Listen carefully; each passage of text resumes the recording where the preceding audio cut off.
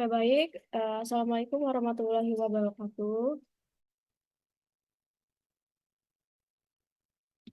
Waalaikumsalam warahmatullahi wabarakatuh. Saya Syafila Aulia Septiana. Di sini saya akan mempresentasikan materi tentang adaptasi fisik dan psikologis bayi baru lahir. Nah, eh, bayi baru lahir itu apa sih? Nah, bayi baru lahir itu adalah bayi yang baru saja mengalami proses kelahiran.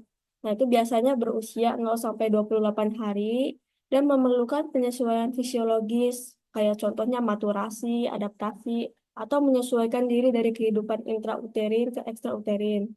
Dan toleransi bagi bayi baru lahir ini dapat hidup dengan baik.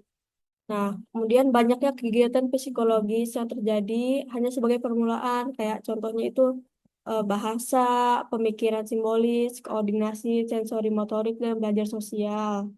Nah, kemudian masa neonatal, menurut Marmi dan Raharjo pada tahun 2018, itu masa sejak lahir sampai dengan 4 minggu atau 28 hari sesudah kelahiran.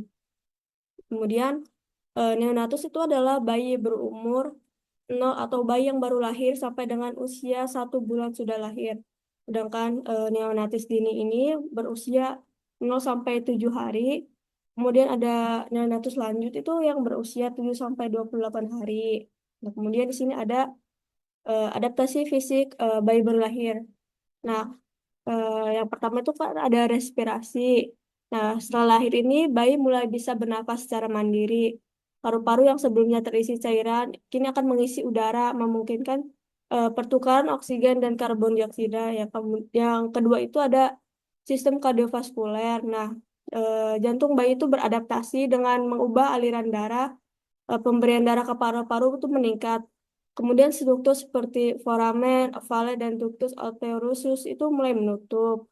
Kemudian adaptasi yang ketiga itu ada suhu tubuh. Nah, suhu tubuh bayi baru lahir ini eh, mengatur suhu tubuhnya.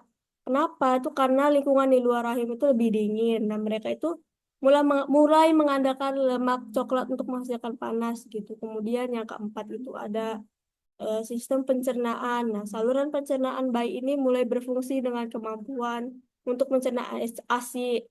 Kemudian enzim dan flora usus ini berkembang seiring waktu. Kemudian yang kelima itu ada adaptasi fisik. Nah, adaptasi fisik kulit.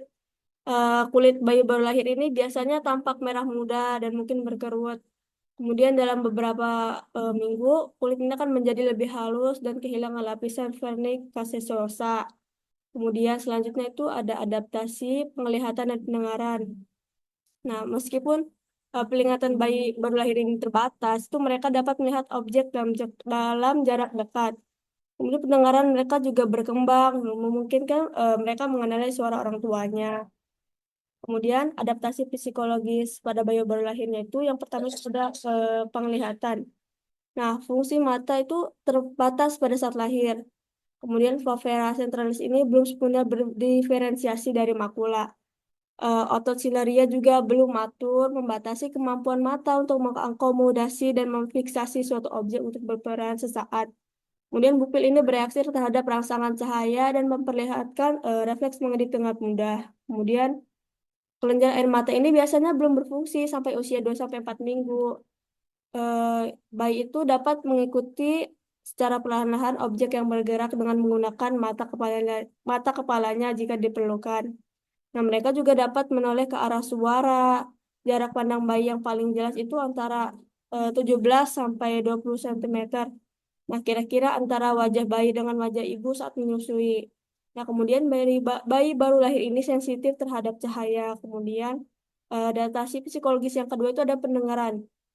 BBL ini sudah setara dengan orang dewasa gitu setelah cairan amnion keluar dari telinganya.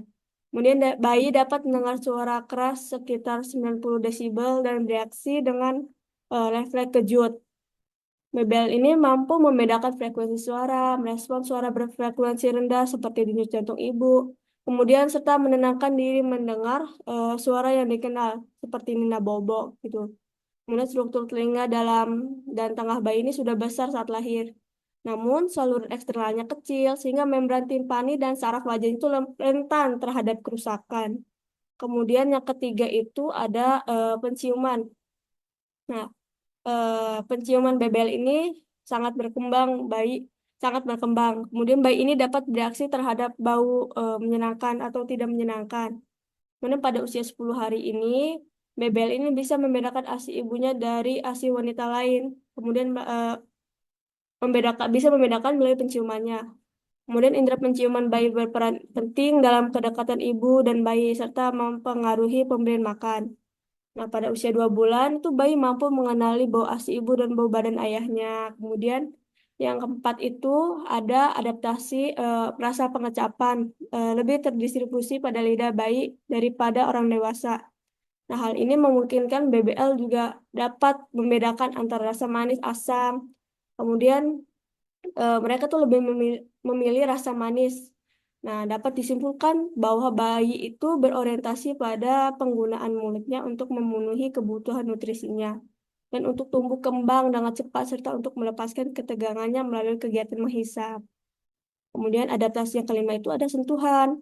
Nah, BBL ini merasakan sensasi sentuhan pada beberapa bagian tubuh, meskipun wajah atau terutama lutut, tangan, telapak kaki, tampaknya yang paling sensitif. Bagian tubuh tersebut itu yang bereaksi terhadap sensasi sentuhan, temperatur, tekanan, dan nyeri. Kemudian sentuhan ini seharusnya digunakan dengan sering dan bayi akan menikmati bila dielus-elus, kemudian diberi hangat, atau ditimang-timang. Hmm. Nah, jadi kesimpulannya itu bayi baru lahir ini memang masih dalam tahap penyesuaian gitu dengan kehidupan di luar kandungannya. Namun, di usia yang baru beberapa hari, ia juga sudah mampu melakukan beberapa gerakan refleks, seperti membuka mulut ketika bunda mendekatkan pouting payudaranya ke bibirnya. Kemudian, sejak dalam kandungan, bayi ini sudah mampu mendengar dan merespon dengan gerakan. Nah, kemampuan alami bayi ini terus berkembang setelah ia lahir. Nah, saat baru lahir, otak bayi ini akan mengalami perkembangan dengan sangat pesat.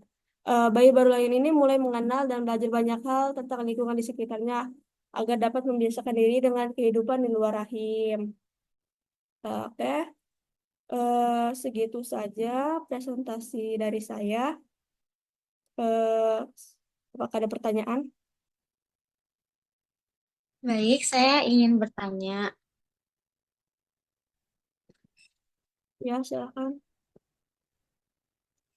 Jadi, berapa suhu tubuh normal pada bayi yang baru lahir? Oke, baik. Apakah ada pertanyaan selanjutnya? Saya jawab sambil menunggu pertanyaan selanjutnya. Jadi pertanyaannya itu kan berapa suhu tubuh normal bayi pada saat baru lahir. Nah, jadi suhu tubuh normal bayi itu pada saat baru lahir itu berkisar antara 36,5 derajat Celcius hingga 37,5 derajat Celcius. Nah, jika suhu tubuh bayi itu lebih tinggi dari 38 derajat Celcius atau lebih rendah gitu dari 36 derajat Celcius itu kita harus waspada gitu. Kalau udah sampai suhu segitu sebaiknya konsultasiin ke tenaga kesehatan. Apakah jelas?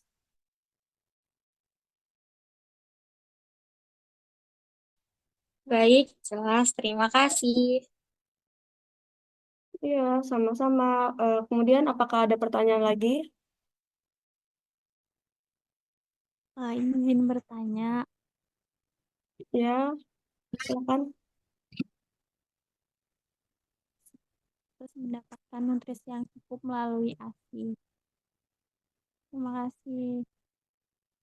Ya, jadi pertanyaannya, bagaimana cara bayi baru lahir mengenali orang tuanya ya? Oke, baik. Izin langsung saya jawab.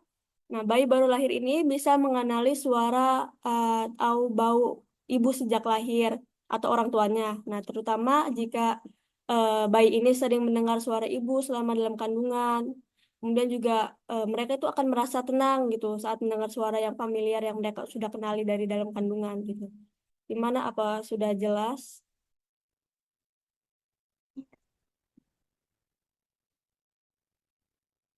Ya, baik, sudah jelas ya. Alhamdulillah presentasi kita sudah selesai. Saya pamit izin untuk undur diri. Terima kasih telah meluangkan waktunya. Assalamualaikum warahmatullahi wabarakatuh. Waalaikumsalam warahmatullahi wabarakatuh.